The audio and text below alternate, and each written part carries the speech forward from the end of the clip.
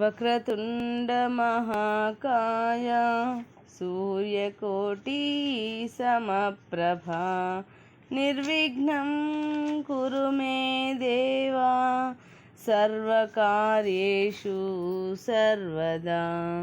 గురుబ్రహ్మా గురుర్విష్ణుః గురుర్దేవో మహేశ్వరః గురుః సాక్షాత్ పరబ్రహ్మ తస్మై శ్రీ గురవే నమః. శ్రీమద్ విరాట్ పోతులూరి వీరబ్రహ్మేంద్ర స్వామి వారి సంపూర్ణ జీవిత చరిత్ర. 38వ రోజు పారాయణం. త్రయోదశాధ్యాయము. పనిపెంట మునిమడుగు విశ్వబ్రాహ్మణులకు గోవిందమ్మ గారి శాపం. శ్రీ వీరబ్రహ్మం గారు జీవ సమాధి యందు ప్రవేశించి 10 నెలలు గడిచిపోయాయి. మఠాధ్యక్షుడైన గోవిందయాచార్యులు తమ బాధ్యతలను సక్రమంగానే నిర్వర్తిస్తున్నారు. అయితే అంతకాలంగా శిష్య సంచారం జరగనందువల్ల శ్రీ గోవిందయ్య వారు తమకు మారుగా తమ సోదరులైన శ్రీ పోతులూరయాచార్యుల వారిని శిష్య సమేతముగా సంచారానికి పంపించారు.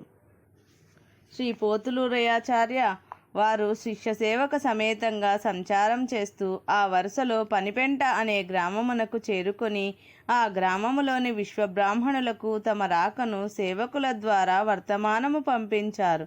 శ్రీ వీరబ్రహ్మం గారు సమాధి అయి 10 మాసాలు గడిచినప్పటికీ వారి అర్ధాంగి గోవిందమాంబ గారు సుమంగళికి చిహ్నములైన గాజులు, మట్టెలు, పసుపు, కుంకుమలు తీయలేదు. అది పనిపెంటలోని విశ్వబ్రాహ్మణులకు అనాచారముగా తోచింది. అందుచేత ఆ విశ్వబ్రాహ్మణులు తమ వద్దకు పోతులూరయాచార్యుల వారు పంపిన సేవకులతో, చూడండి బాబు, వర్ణాశ్రమ ధర్మాలను, సతీ ధర్మాలను పాటించే వాళ్ళని మాత్రమే మేము గౌరవిస్తాము. మీ గురుదేవులు వీరబ్రహ్మం గారు ఎంతో పేరు ప్రఖ్యాతులు పొందినవారు. అట్టి వారికి అర్ధాంగి అయిన గోవిందమ్మ గారు విధవ అయి కూడా గాజులు, మెట్టెలు, పసుపు కుంకాలు తీయకుండా తిరుగుతున్నారు. ఇక వారి కుమారులు ఈ అధర్మాన్ని, ఈ అనాచారాన్ని చూసి చూడనట్లు నటిస్తూ దేశ సంచారానికి బయలుదేరారా? ఇలాంటి సంప్రదాయరహిత కుటుంబాలను గురుపూజ్యులుగా భావించి ఆతిథ్యమిచ్చి గౌరవించటం, వారి వద్ద నుండి తీర్థప్రసాదాలు స్వీకరించడం మా వల్ల కాదు.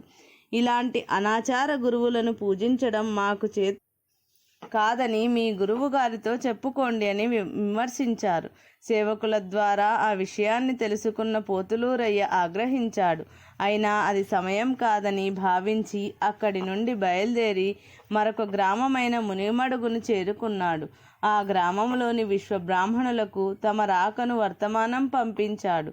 ఆ మునిమడుగు గ్రామ విశ్వబ్రాహ్మణులు కూడా ధన మదాంధులగుట చేత వారంతా సమావేశమై గోవిందమాంబ విధవరాలై కూడా సుమంగళిలా అలంకరించుకోవడం అనాచారమని, అధర్మమని, ఆమె కులాచారాన్ని మంటగల్పిందని, అట్టి ఆడదాన్ని కడుపున పుట్టిన వాళ్ళు కులగురువులు ఎట్లా అవుతారని ఈసడించుకున్నారు.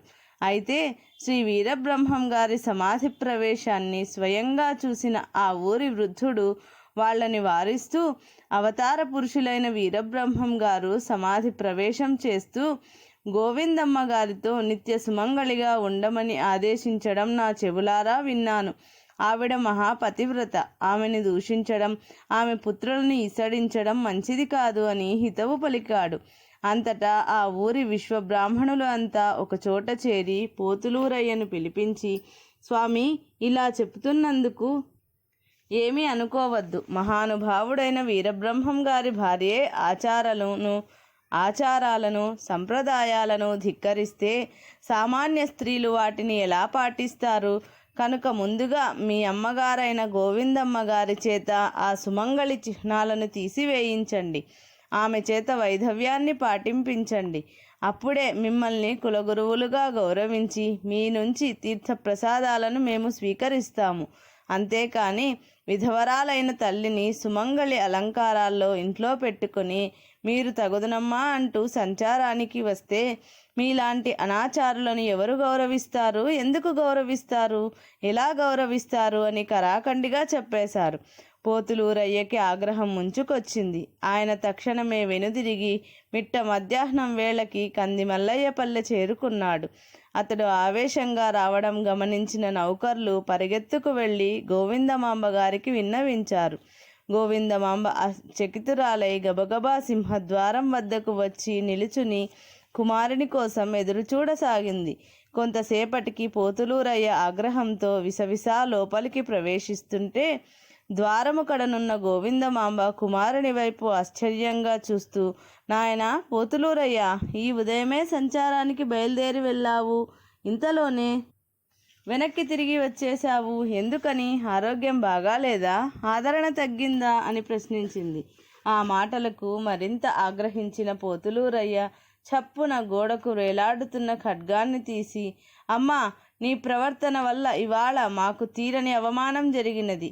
నా ప్రశ్నలకు సరైన సమాధానం చెప్పకపోతే నేడు నిన్ను కాటికి పంపిస్తాను అంటూ పనిపెంట మునిమడుగు గ్రామాలలోని విశ్వబ్రాహ్మణులు తమ వంశాన్ని, తమ గురుపీఠాన్ని, తమ తల్లి ముత్తైదువుగా ఉండడాన్ని విమర్శించిన సంగతి తెలిపి, మా తండ్రిగారు సమాధి చెంది 10 నెలలు దాటింది. ఒకసారి సమాధిలో ప్రవేశించిన వారు ఎంతో కాలం జీవించి ఉండరు.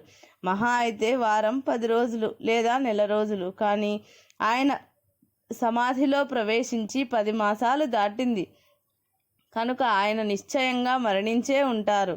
కానీ నువ్వు ముత్తైదువులాగా ఇలా పసుపు కుంకాలతో, గాజులు, మెట్టెలతో సుమంగళిగా ఎందుకు తిరుగుతున్నావు? మమ్మల్ని లోకులందరి చేత అవమానాల పాలు చేయించడానికా? నేడు పనిపెంటవారు, మునిమడుగువారు మా మొహానే ఉమ్మేశారు. మాకు తెలియకుండా ఇంకెందరు ఇలా మనల్ని, మన కుటుంబాల్ని తెగనాడుతున్నారో ఎవరికి తెలుసు అని అరిచాడు. ఆ మాటలకు తల్లడిల్లిపోయిన గోవిందమాంబ కంటి వెంట బొటబొటా కన్నీళ్లు కారుస్తూ తనను అనరాని మాటలన్న వాళ్లపై ఆవేశాన్ని ప్రకటిస్తూ, పోతులూరయ్య, నన్ను అనరాని మాటలని చొప్పించిన పనిపెంట వాళ్ళు వల్లకాటికెళ్ళా, మునిమడుగు వాళ్ళు ముదనష్టంగాను అని శపించింది. తల్లి నోటి వెంట అలాంటి మాటలు వచ్చేసరికి విస్మయుడయ్యాడు పోతులూరయ్య. అతడు తల్లిని ఎగాదిగా చూస్తూ, తప్పంతా నీ దగ్గరుంచుకుని వాళ్ళని శపిస్తావా? ఇది నీకు ధర్మమా? భర్త పోయిన ఆడదాన్ని విధవ అనడం తప్ప అని నిలదీశాడు. గోవిందమాంబ దుఃఖాన్ని దిగమింగుకుంటూ కొడుకు వైపు చిత్రంగా చూస్తూ, పోతులూరయ్య, నీకింక పసితనం పోయినట్లు లేదు.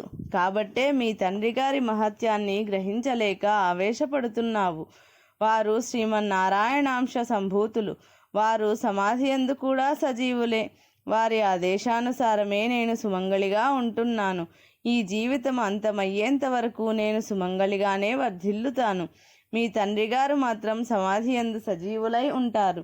తమ తదుపరి అవతారమైన వీరభోగ వసంతరాయలుగా వస్తారు అని చెప్పింది. గోవిందమాంబగారి మాటలను విశ్వసించలేని పోతులూరయ్య విసుక్కుంటూ, నీ మాటలకు రుజువు ఏమిటి? సాక్ష్యం ఏమిటి? సత్యం తెలియాలంటే ఆ సమాధిని పగలగొట్టి చూడాలి అనేశాడు. కుమారుడు మాటలకు దిగ్భ్రాంతి చెందిన గోవిందమాంబ అతడిని వారిస్తూ, నాయనా, ఇలాంటి తెలివి తక్కువ ఆలోచనలు మానుకో. నీ తండ్రిగారు సామాన్యులు కారని ఎన్నో దృష్టాంతరాలు నిరూపించాయి. ఆ మహానుభావుడు ఈ లోక సంరక్షణార్థమే సమాధిలో ప్రవేశించి యోగనిష్టలో ఉన్నారు. అట్టి పుణ్యపురుషుల సమాధి జోలికి పోవడం మంచిది కాదు. అది నీకు చేటు తెస్తుంది. నీకు ఇంకా నా మాటల మీద నమ్మకం కలగకపోతే నీ తండ్రి గారికి ప్రియ శిష్యుడు, మనకి ఆప్తుడు, శ్రేయోభిలాషి అయిన సిద్ధయ్యను సంప్రదించు. అంతేకాని మూర్ఖంగా ప్రవర్తించి నీ జీవితాన్ని పాడు చేసుకోవద్దు అని హెచ్చరించింది.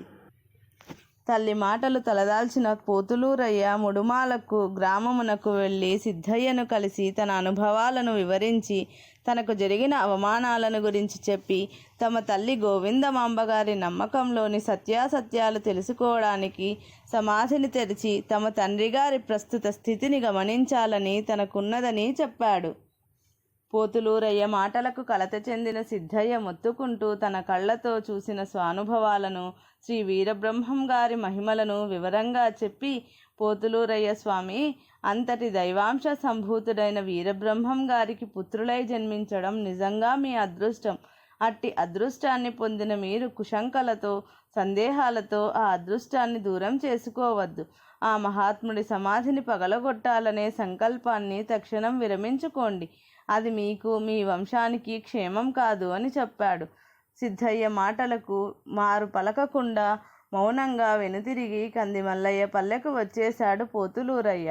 అతడి మౌనాన్ని చూసి అతడు తన ప్రయత్నాన్ని విరమించుకున్నాడని తల్లి సోదరులు భావించారు. ఇది శ్రీ పోతులూరి వీరబ్రహ్మేంద్ర స్వామి వారి జీవిత చరిత్ర 38వ రోజు పారాయణం సంపూర్ణం.